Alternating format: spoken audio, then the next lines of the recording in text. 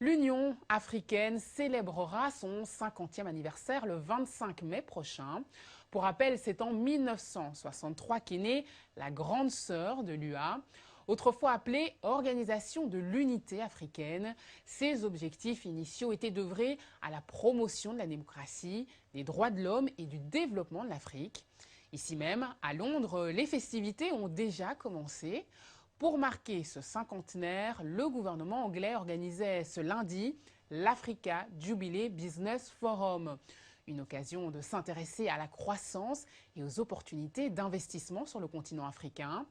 L'événement était organisé en présence du vice-premier ministre du Royaume-Uni, Nick Clegg, du président du Conseil exécutif de l'Union africaine et ministre des Affaires étrangères d'Éthiopie, Tedros Ghebreyesus, et de nombreux officiels africains et britanniques.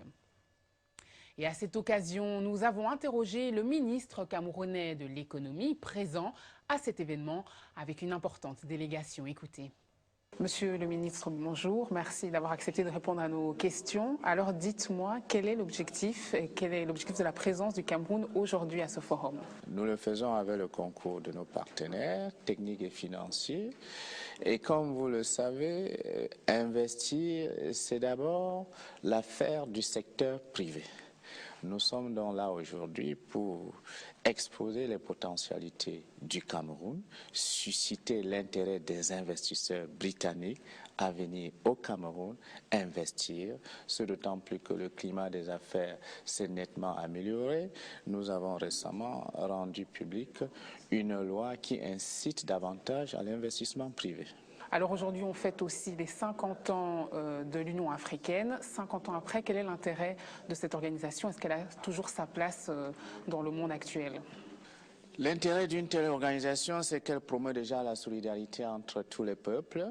Elle a tracé la voie pour le devenir du continent africain. Il faut que chaque pays, chaque Africain, chaque citoyen du monde se sente concerné par cette voie. Et je pense que en allant dans le chemin de la solidarité, on pourrait réussir.